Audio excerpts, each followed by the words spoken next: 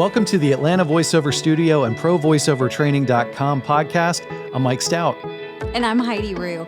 Our mission at Atlanta Voiceover Studio and ProVoiceoverTraining.com is to equip, elevate, and inspire. And we're here to give you the resources that you need to create the voiceover career that you want. In today's podcast, we are talking about transitioning from a radio career to a voiceover career.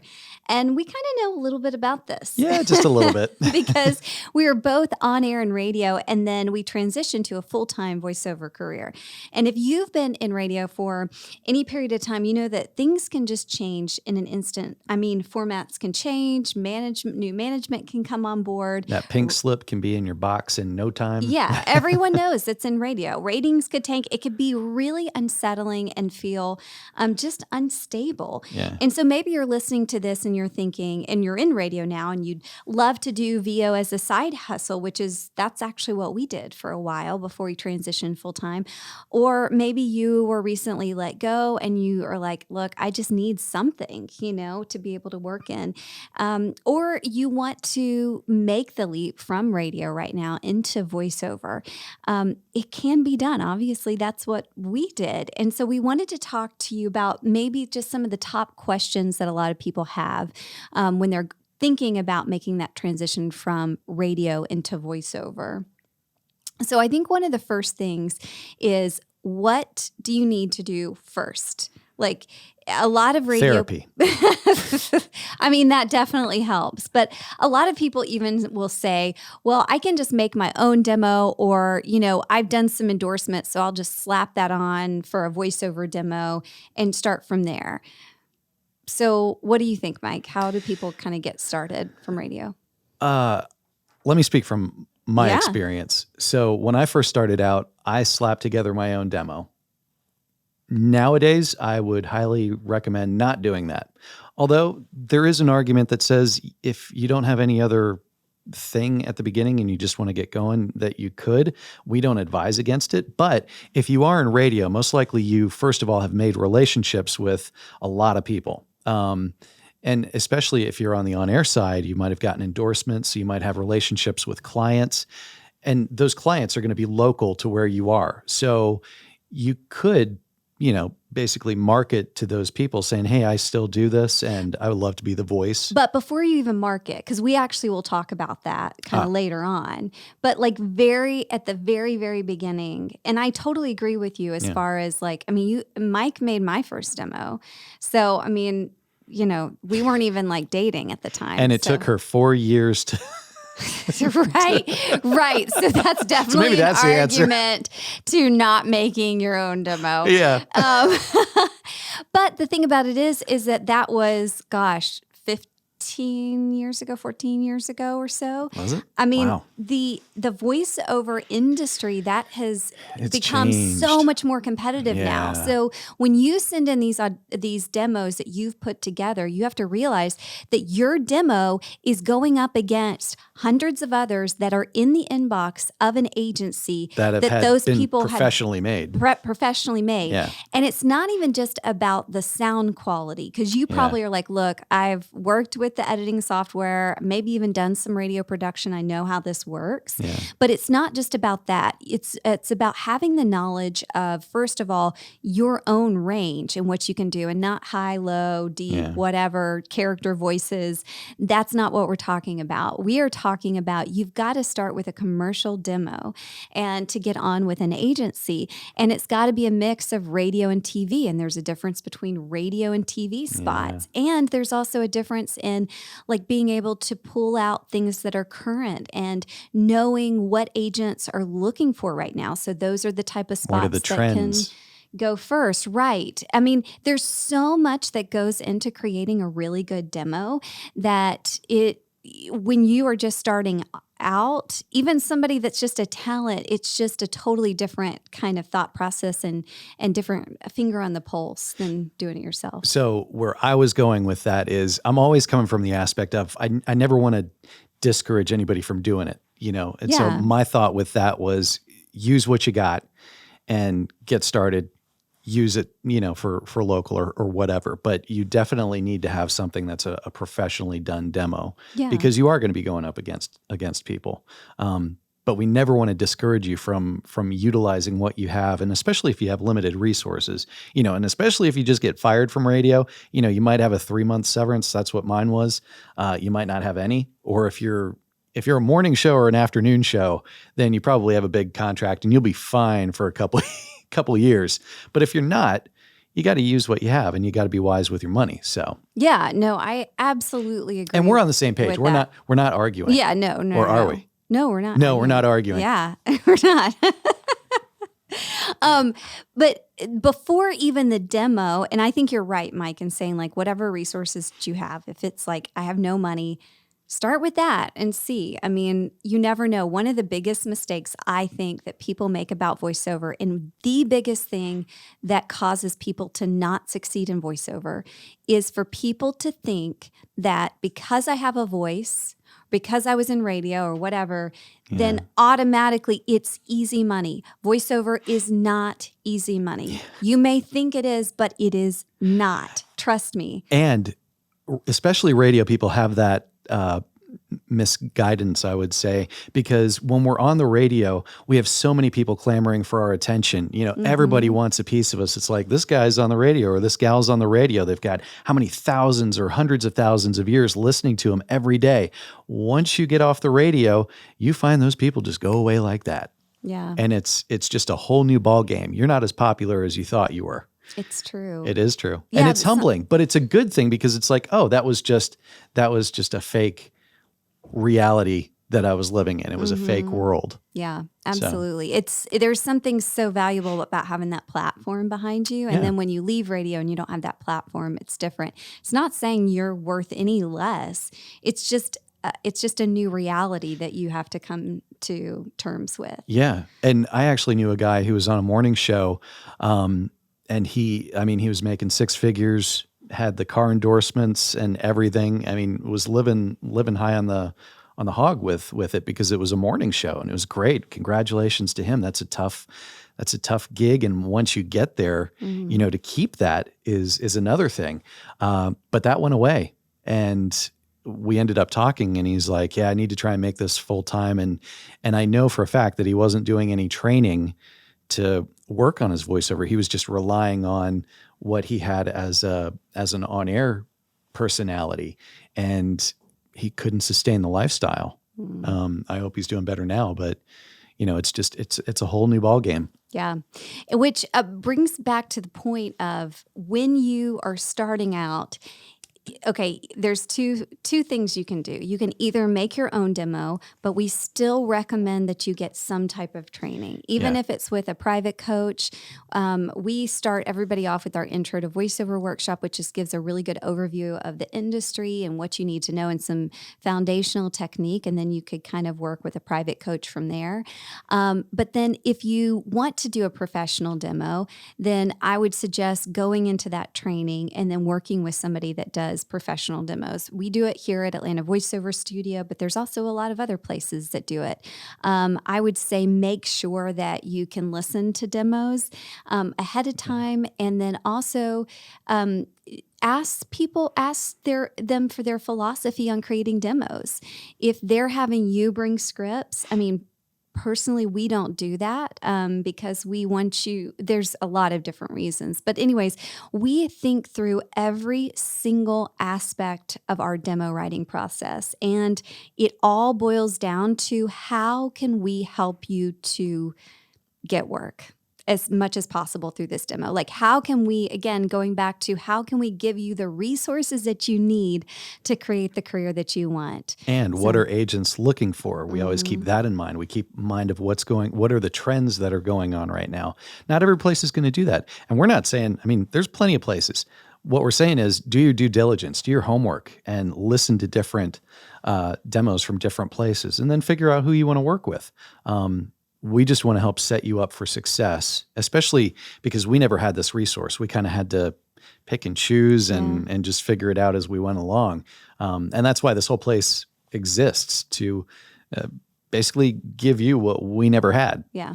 So thinking back to that, of how we started in voiceover, even on the side, what would you tell people based on our even experience of if they are in radio, how can they best set themselves up for voiceover success?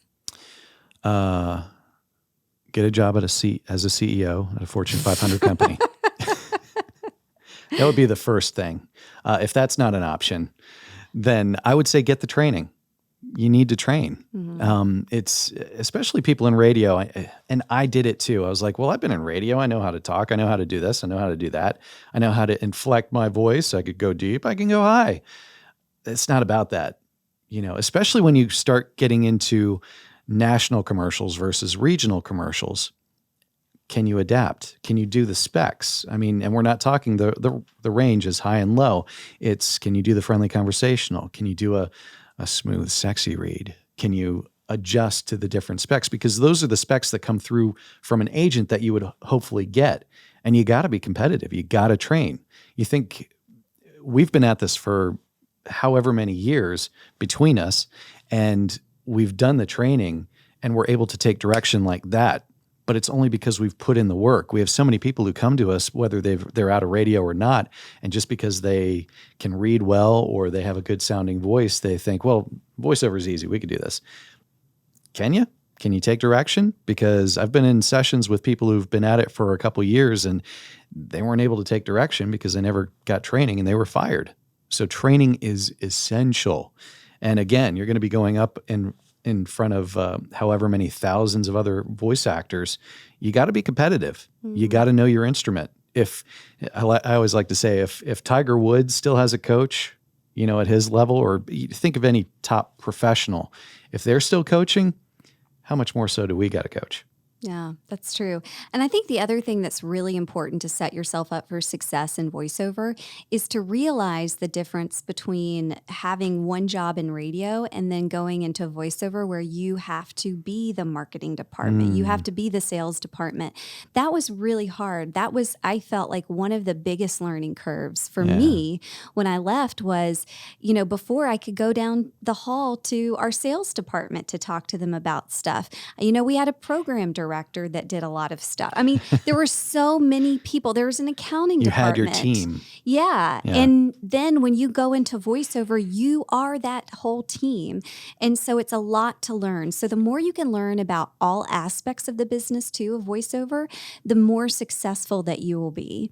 Yeah. And the other thing that I would say is one of the great things about radio that helped me in voiceover and set me up for success was just the ability to connect to one person, because in radio we were taught all the time of I remember my first radio job and the program director telling me, all right, bring in a picture. This is before the big cell phones with the pictures and stuff. But, bring in a picture of your friend and tape it up right in front of you in your booth and talk to that one person. Well, little did I know that was helping to prepare me for a career in voiceover that just made it a lot easier to be able to automatically connect to one person. And think of it this way too. You remember your first time probably being on air, right? And how much you had to learn to get where you were today. It's the same thing with voiceover. You've got to train for it. You can't just jump into radio and expect to be, a veteran. It's the same thing with voiceover. It's a craft to learn, but it can be learned. And it's also fun. Yeah. It's fun. Okay, so let's talk about one question that I bet a lot of you are thinking. How much money can I expect to make in voiceover, and will it even match my radio job? Because I think that one of the things that, swirls around about voiceover is, wow, it's, you make so much money for just 30 minutes. It's amazing. Yeah. And yes, as far as when you look at time, then it can seem like it's just an amazing amount. But, when I first was starting, gosh, the amount of hours that I worked, I think that one time I averaged it out based on what I was investing in, classes and training and everything. The time from booking, time for auditioning, and all that stuff. And this was like very conservative. I think I broke it out to that I was making $2.13 per hour.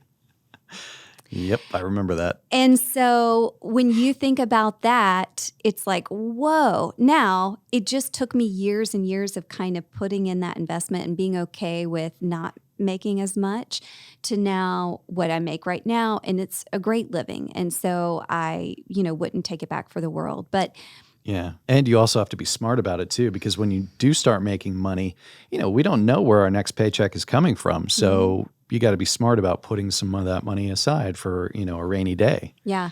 I will say that when I was in radio and I was doing, and I'm just going to be vulnerable about this because I wish people would tell me.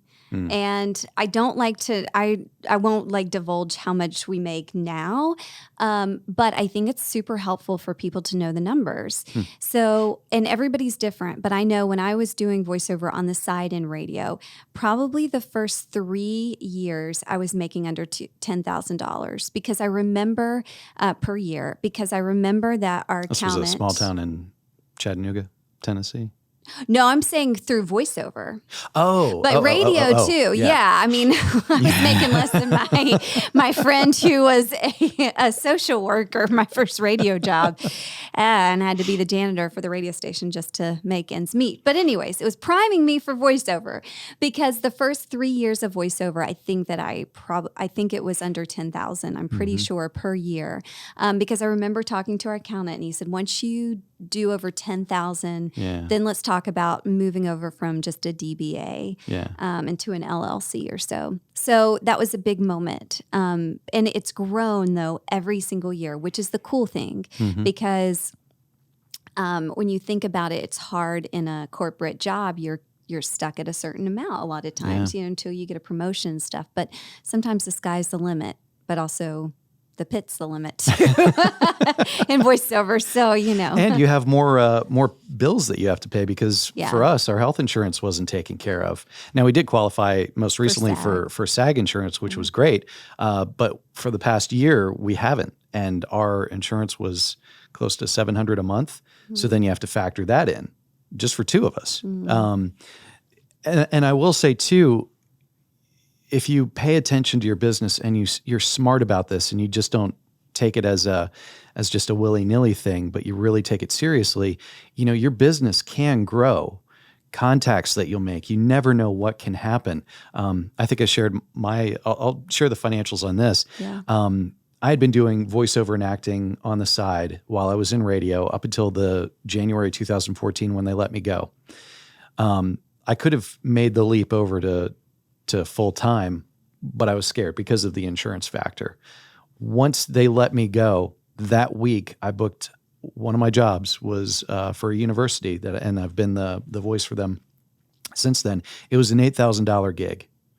And so I figured, okay, I'm doing this. And that was it. It hasn't stopped since, but it's been a lot of work. And especially going back to what you were saying with the time involved, we get anywhere from 10 to 25 auditions a day now. And so if you just even, put in 15 minutes to 20 minutes of figuring out what you're saying, working through the specs, working through the script, why are you saying each of those lines? Then you have to record it. Then you have to come back out. Then you have to edit it, make it sound good. That's a good chunk of the day. Yeah. And for how many of those that will book, you just never know. So you've got to keep in mind that this is a whole business that you're working toward. Yeah, totally. And I will say that, if I were to go back at the beginning of my career and even to do it on the side during radio, which I was super busy, but there's things now that I would do differently. And I told her, I was like, you need to do this more on the side. No, I've got my blog that I want to work on. Like, you can make more money in this. I've heard your voice. Oh, that's really sweet. Thank you. But, there are ways that you can obviously grow that amount. So we don't say that to discourage you. We say that to be realistic. And let you know what's out there. Because I think there are a lot of rumors out there and a lot of people just don't talk about that type of stuff. The other thing that I want to say as an encouragement is what are some ways that your radio background could actually really help you in your voiceover career. And there are a lot of ways. Mike, you want to share some? I know you were sharing earlier kind of about the contacts that you make in radio. Yeah. Yeah. Especially any business owners that you know. First of all, know what you should be paid. Go to the GVAA rate guide. It's GVAA, and you can type in rate guide on Google or DuckDuckGo, wherever you like to search. Bing. Is Yahoo even a thing anymore? Yeah. You can go there, look up the GVAA rate guide. It'll give you an idea about what you should be paid for recording stuff. So any of the business people that you've worked with before, just say, hey, I'm out of radio right now, but I loved your product, if you did. And you still want to help them advertise, this is what my rates are. People already know my voice. I'm already well known in the community. I'd love to partner with you on this. That's one way. Another way is LinkedIn. Reach out to anyone and everyone as you can and let them know what you were doing and that you've now got this business that you're trying to build up, and that I don't know where I was going with that. Lost brain fart. But you're building up this business, and that it's something that it's going to keep growing. I mean, you can always reaffirm them and let them know. And they're a business owner. They'll be like, yeah, I want to use you. Or no, they won't. And it's not you. It's a business decision. Yeah. I would also say that one of the things that you need to think about as your background in radio is what added value do you bring to the client? So if you did work she's in the smart one. if you did work in radio and production, that's an added value. You're able to either add music, sound effects, you're able to edit really well. So add that into your website, add that into what you can do for clients, because that can be a great added value. They're like, oh my gosh, I don't have to pay an extra engineer to be able to do this. They already know all this stuff. Yes. Just make sure that you charge for that added value, but make sure that you know what you bring to the table. And I would also say that if you are working still in radio, I don't know about your radio station, so everybody may be different. But ours, we were actually able to do our auditions and things after hours and using the equipment there, which is great. And so if there's something like that you can do to save money in the time being, that you don't have to pay for your own home studio equipment, then do that, as long as the station, is okay with doing that. Or if you're still on the radio in a morning show or afternoon, you've got the money, spend the money, get the home studio. Yeah. Do it now. Yeah. Do it now. And tell your spouse, we got to do this. Trust me, I'm thinking about the future. And even if you don't, hopefully you've made friends with the engineer at your radio station by now. Hire them to come on over and help set it up. Yeah. The other thing that I would say is make friends. If you are still in radio, make friends with those salespeople if you haven't already, because whether you're in radio now or whether you've left radio, those salespeople are great contacts for you because they know those clients, they know those agencies that end up producing these commercial spots. And so make sure that they know that you're doing voiceover on the side and say, hey, listen, especially if you developed a good relationship with them, hey, if Roto-Rooter, your client or whatever, if they come and they're looking for this type of voice, tell them that I'm available and I would love to help them do something, and maybe even throw in like a small discount or something like that, just as you're getting going. But make sure that you utilize all those contacts to create your business, because that honestly is the way that I made the majority of my money through voiceover at the very beginning, was through contacts. And so you do need to get on with agents. That's great. And to get those big things, but don't discount that low hanging fruit. Yeah. And the other thing too is if you're not that type of a person, because Heidi was really good at talking with clients, and I'm more of an introvert. And so it's harder for me to do that sort of thing. Right after, or I had already been on with a few agents when I got let go from the radio station. But for me, I didn't get a lot of work from clients.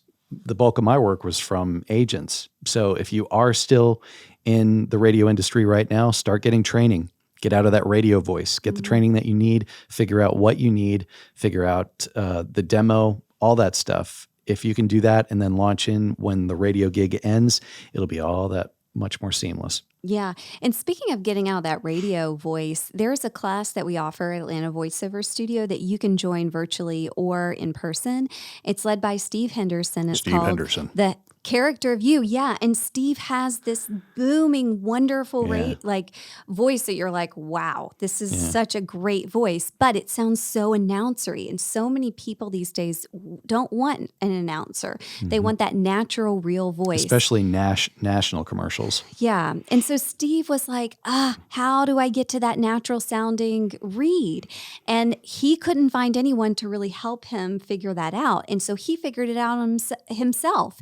And his method is what he's teaching everybody. And it's a great class. So if you do feel like, I do have that radio voice, then that would be a great class to look into. Yeah.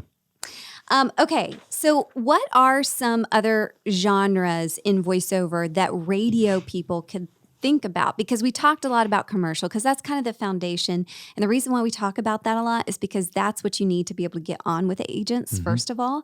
And then you can kind of add on to the genres from there. Yeah, I would say live announce. No doubt you've done live broadcasts as doing remotes when you're at the radio station. So live broadcast or live announce is always fun. Also reach out to your sports, I was going to say stations, but like if you teams in your area, because we had the Gladiators, and normally they already have people, but you never know when they're going to utilize somebody else. I remember here in Atlanta United, they were looking for an announcer. I applied for that one, but they ended up going with another guy who was on at another radio station, and he's been doing a fantastic job. So you never know. I'm drawing a blank. Radio imaging. Oh, yeah. Is one. Duh. That's super, it's another, we just had a workshop with Adam Schneider, and he's been doing imaging for years now. And he used to be in the radio biz producing, and then he's like, wait a minute, I can actually voice this stuff. And he went to it. Yeah. And again, if you can do production as well, if there's ways you can help write stuff or, that can be a great added value for stations. And to be able to get on with those retainers is awesome. Yeah. To be able to have that monthly check coming in is wonderful. And even industrials, but still you're usually going to have an agent who would send you those auditions. Yeah. But there are some natural jumping off points from radio that you're already well suited for, most likely. And it might just take a few tweaks to get you where you need to be. Yeah. And there's just a ton of genres within voiceover, e-learning, audiobooks, video games, animation, toys. I mean, there's so many different genres really that you can focus on. ASMR. That you can focus on in voiceovers. There's a lot out there. IVR is another one. Automated assistant. IVR is something really easy if you know people that have businesses, because that's something that every business needs. So you can voice their phone system. And especially if you are a well-known radio personality, it may even be better for you to reach out and say, hey, I would love to do your phone system. And they're like, are you kidding me? Mike Stout? They never did that. They're like, didn't. Who? Whatever. Okay, so the last thing that I wanted to talk about is, because we have made the leap from radio to voiceover, what, Mike, do you feel like was kind of one of the biggest challenges for you making that leap? And it could be something simple as like a technique or an aspect of voiceover, or what was one of those things coming from radio into voiceover that was kind of the biggest challenge for you?